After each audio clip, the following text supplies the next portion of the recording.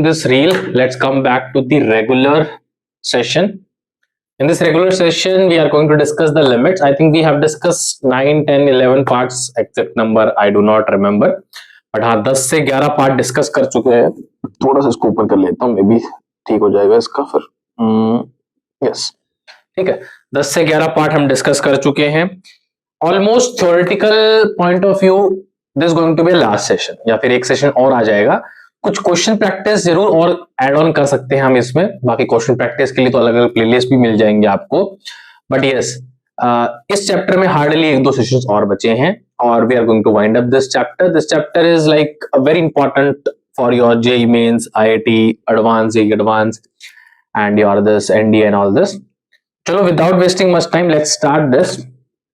देखो, L'Hospital का जिक्र मैंने पिछले सेशन में ही कर दिया था. If you remember the part, पिछले सेशन में ही मैंने एल हॉस्पिटल का जिक्र कर दिया था. Now see few things.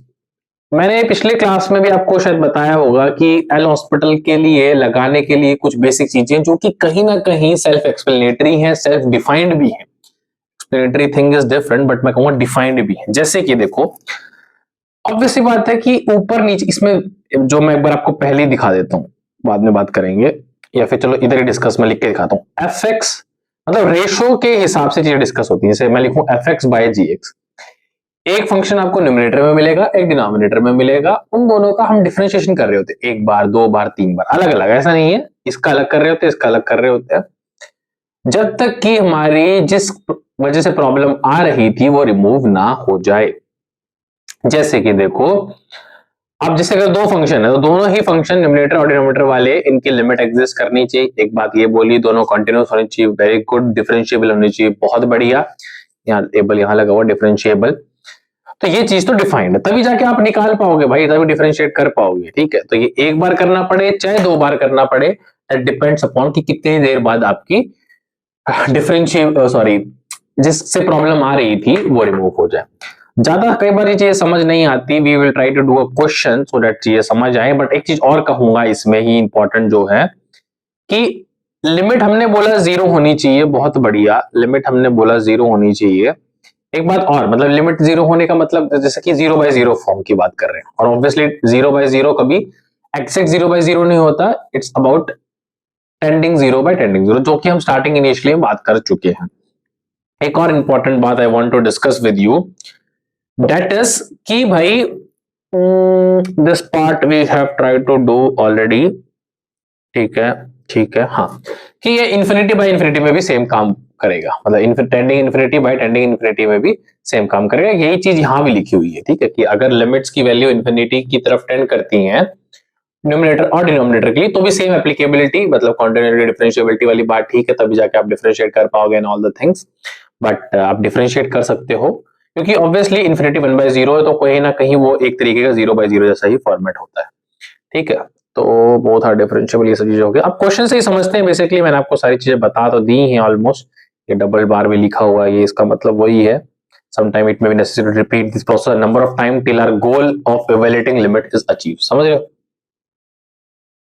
तो गोल का मतलब कि जब तक हमारी, मतलब जो इनडिटरमिनेट फॉर्म है या जो भी चीज है वो रिमूव ना हो. जैसे ये क्वेश्चन है, अब किया तो बहुत तरीके से जा सकता है, बट अगर मैं इसको जान पूछ के या फिर मैं चाहूं एल हॉस्पिटल से करना है, तो ए की पावर एक्स का, पहली बात तो ठीक है जीरो बाय जीरो फॉर्मेट बन रहा है, उसमें आपको कोई दिक्कत नहीं आएगी. और डिफरेंशिएट करता हूं तो ए की power x into log a मिलेगा आपको, माइनस बी की power x into log b मिलेगा, और नीचे वन हो जाएगा. अब आप जब जीरो पुट करते हो तो कहां डिटरमिनेट फॉर्म बन रहा है, ए की पावर जीरो आपका वन हो जाएगा, यानी कि लॉग ए माइनस लॉग ए बच रहा है. तो ये क्या होता है, लॉग ए बाय बी. ठीक है, तो इसका आंसर हो जाएगा option number one.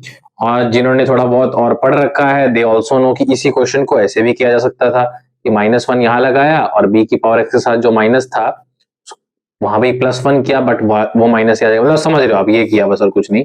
Divide by x, जब ये सेपरेटली एक्स दोनों पे डिवाइड होगा, यानी कि ए की power x minus one over x minus a की नॉट ए की पावर माइनस बी की power x minus one over x. तो ये क्या हो जाएगा, इसका लॉग ए आ जाएगा. एज पर द फॉर्मूला ही कह रहा हूं, इसका लॉग बी आ जाएगा, यानी कि कुल मिला के लॉग ए बाय बी ही बन जाएगा.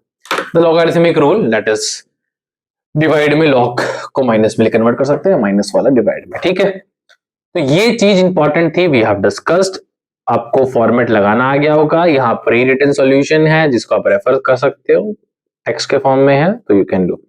इस क्वेश्चन को भी करना हो, we can have different approaches, I can put the series form of this और व्हाटएवर, बट अगर मैं एल हॉस्पिटल से करना चाहूँ, इट गोज लाइक 2x - 2।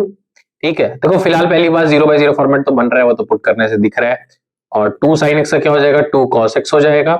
अब 0/0 फॉर्मेट नहीं बन रहा, नीचे 2 बचेगा, cos 0 1, और 2 को 0 पुट करो, 0 - 2, यानी कि आंसर आ जाएगा -1, और इसमें कोई दिक्कत नहीं है, तो कोई दिक्कत नहीं है, आंसर इज -1। ठीक है, by L hospital.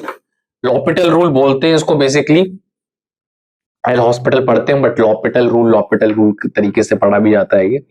Okay, that's different thing, आपको तो मैथमेटिकल कॉन्सेप्ट पे ध्यान देना है, not the theoretical part. Next question भी वैसे ही किया जा सकता है, जैसे कि अगर मैं साइन, पहली बात तो 0/0 format, okay fine everything, sine का कॉस हो जाएगा, इसका 1/1 - x with a minus sign of cos, क्योंकि चेन रूल के हिसाब से ये 2x। अभी भी चीजें सॉर्ट आउट नहीं हुई है, चलो ये 1 बन जाएगा, ये -1 तो 0/0, बट कोई बात नहीं, एक बार और कर लेते हैं, ये माइनस साइन x हो जाएगा, -10, यानी कि मैं चाहूं तो ऊपर लेके जाऊंगा, यानी कि +1/1 - x², और फिर एक और माइनस साइन। ठीक है, कोई बात नहीं, इसका 2 हो जाएगा। अब अगर आप 0 पुट करते हो, ये खत्म हो जाएगा, यहां 0 पुट करने से नेगेटिव बचेगा, यानी कि negative of 1/2 will be my answer after solving this, and that's your answer. ठीक है, 0/0 फॉर्मेट बन रहा था, दैट्स इट।